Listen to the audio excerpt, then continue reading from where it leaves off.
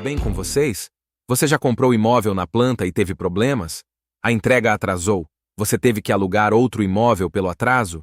O construtor não te deu informações ou apoio durante o atraso? O construtor alegou problemas climáticos? O construtor colocou a responsabilidade no município pelo atraso do habite-se? Veja aqui o que o STJ vem decidindo em casos como estes aqui mencionados e sobre a incidência de dano moral por conta desses constrangimentos.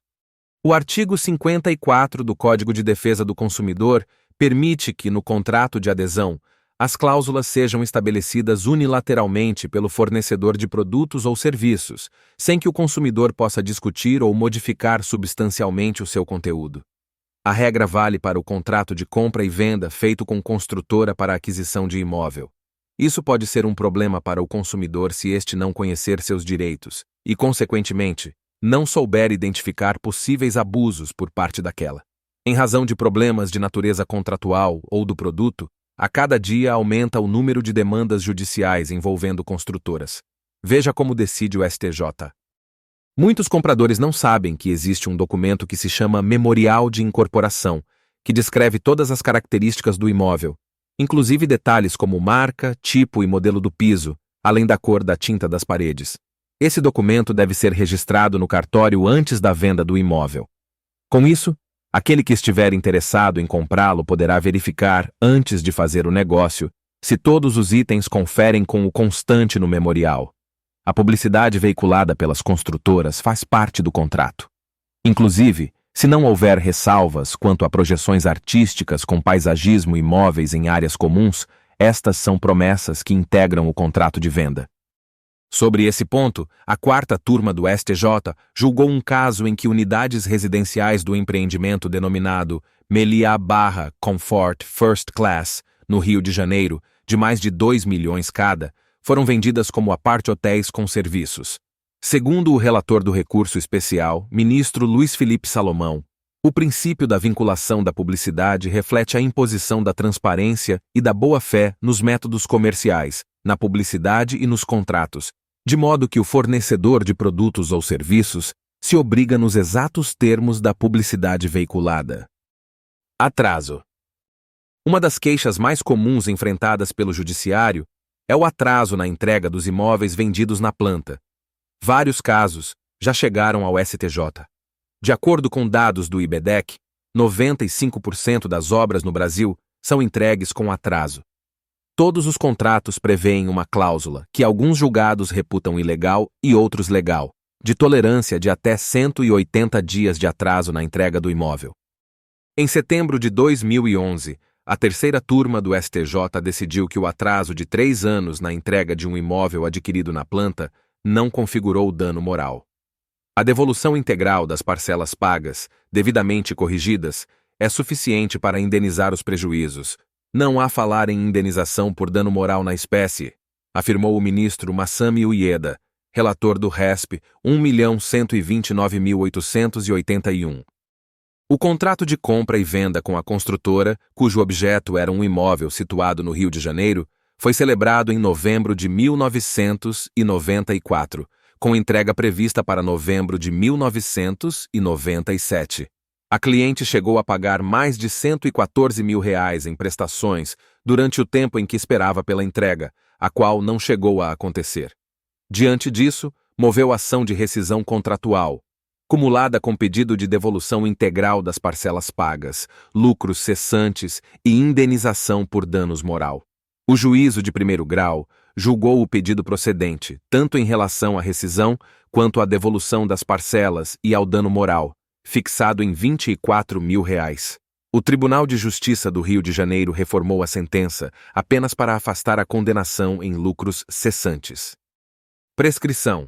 No STJ, o ministro Masami Ueda explicou que o consumidor está autorizado pelo ordenamento jurídico a buscar a rescisão contratual, bem como a devolução imediata dos valores pagos. Contudo, o ministro não concordou com as instâncias ordinárias em relação a danos morais. Para ele, salvo circunstância excepcional que coloque o contratante em situação de extraordinária angústia ou humilhação, não há dano moral. Isso porque o dissabor inerente à expectativa frustrada decorrente de inadimplemento contratual se insere no cotidiano das relações comerciais e não implica lesão à honra ou violação da dignidade humana. O prazo de prescrição somente se inicia com a ciência da violação do direito, não sendo admissível, portanto, que se tenha como extinta a pretensão antes mesmo desta ciência. Assim decidiu a terceira turma do Superior Tribunal de Justiça, em casos como os narrados neste vídeo. Para os ministros, o prazo que o dono do imóvel tem para ingressar em juízo em face da construtora, por danos relacionados à segurança e solidez da obra, começa a contar a partir da ciência das falhas construtivas. O imóvel adquirido em agosto de 1982 começou a apresentar problemas 17 anos depois.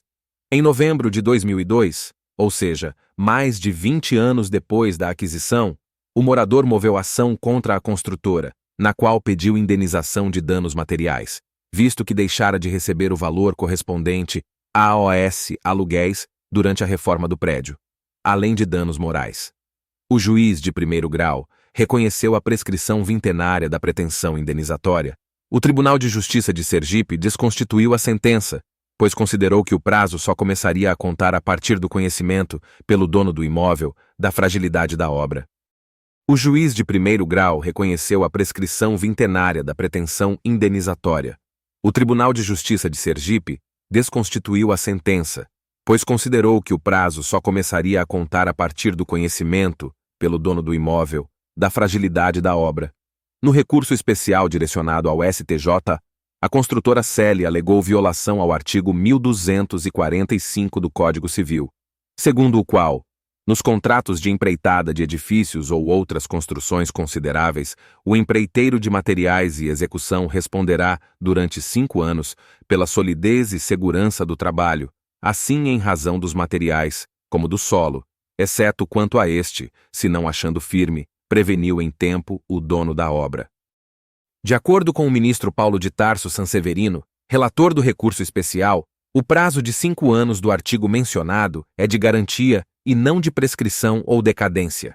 Isso quer dizer que, desde que a fragilidade da obra seja conhecida nos 5 anos seguintes à sua entrega, possui ele, dono do imóvel, nos termos da súmula 194 do STJ, 20 anos para demandar o construtor. Mas o ministro lembrou que existe alternativa à disposição do dono da obra, que independe de o conhecimento dos problemas de solidez e segurança ter se dado nos 5 anos após a entrega. A comprovação da prática de um ilícito contratual, ou seja, da má execução da obra, conforme artigo 1056 do Código Civil. É inviável aceitar que o dono da obra, diante e no exato momento do conhecimento da fragilidade desta, seja impedido de veicular pretensão indenizatória em face de quem, culposamente, tenha ocasionado esta fragilidade, afirmou Sanseverino. Juros no pé.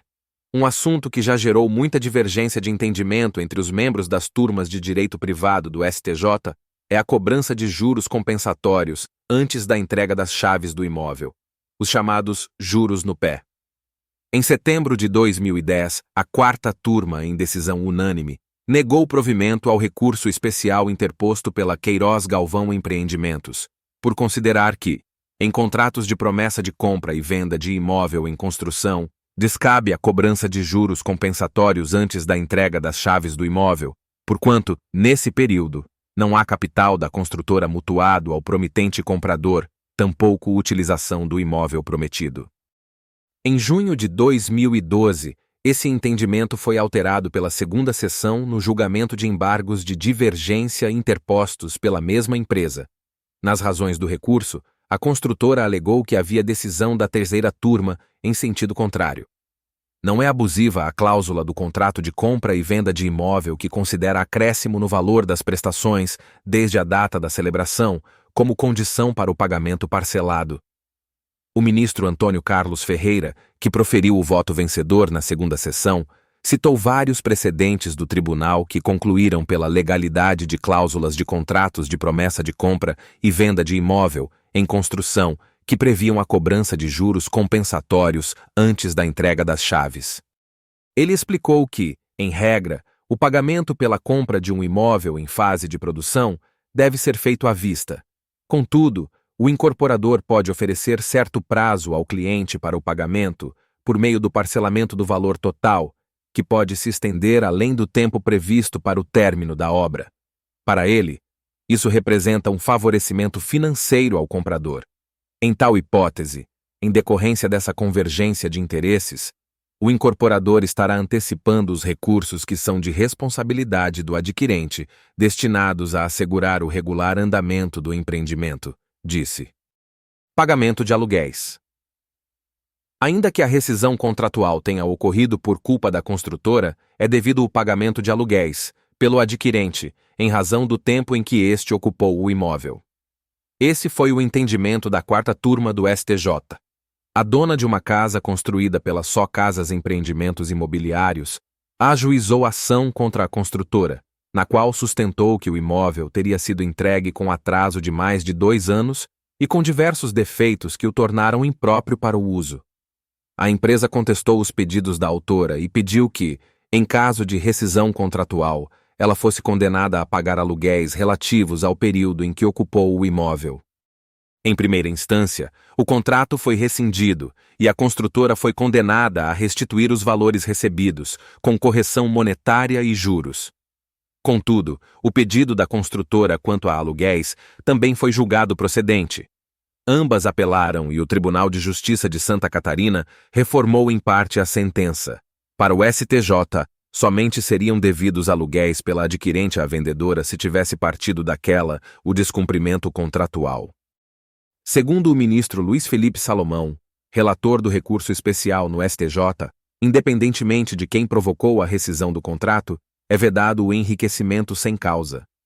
O pagamento da verba com substância simples, retribuição pelo usufruto do imóvel durante determinado interregno temporal, rubrica que não se relaciona diretamente com danos decorrentes do rompimento da avença, mas com a utilização do bem alheio, afirmou.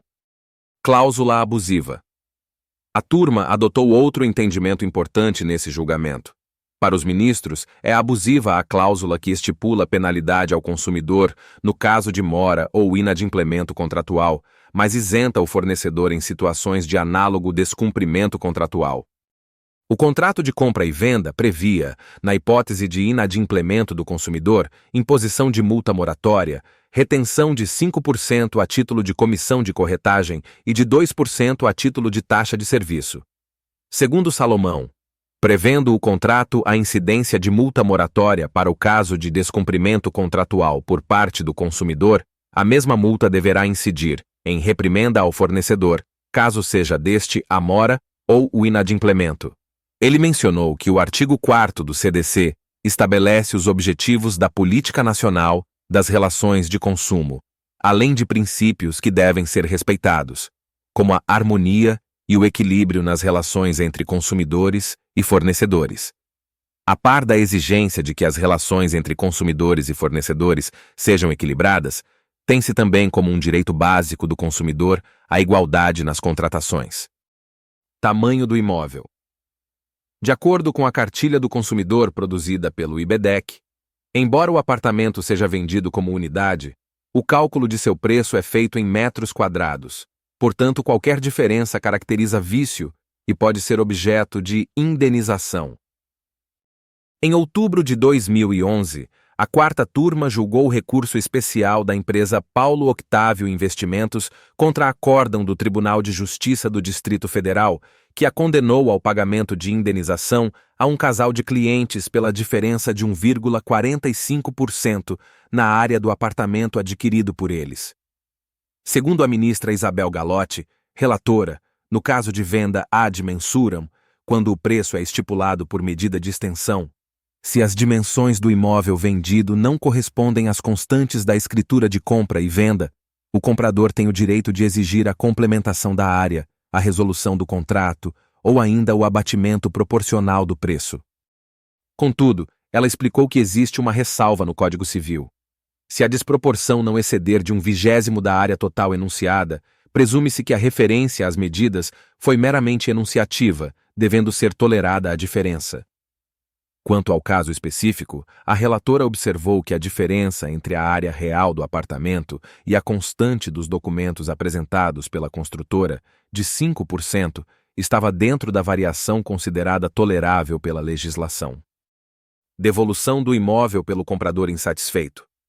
Revela-se abusiva, por ofensa ao artigo 51, incisos 2 e 4 do CDC, a cláusula contratual que determina, em caso de rescisão de promessa de compra e venda de imóvel, a restituição das parcelas pagas somente ao término da obra, disse o ministro Luiz Felipe Salomão. A empresa APL Incorporações e Construções recorreu ao STJ contra a decisão do Tribunal de Justiça de Santa Catarina, o qual considerou ser nula a cláusula contratual que determinou a devolução das prestações pagas pelo comprador somente após a conclusão das obras.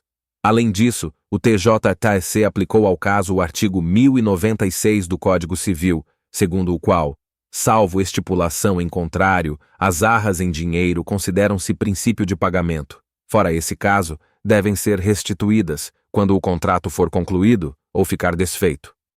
Segundo Salomão, relator do recurso especial, o STJ já tem jurisprudência pacífica sobre o assunto, que é contrária à pretensão da construtora. No julgamento, a quarta turma entendeu que a aplicação da cláusula configura enriquecimento ilícito por parte da incorporadora, visto que ela tem a possibilidade de revender o imóvel a terceiros e, ao mesmo tempo, obter vantagem com os valores retidos. A você que ficou até aqui, meu muito obrigado. Segue na descrição do vídeo os números dos processos aqui mencionados.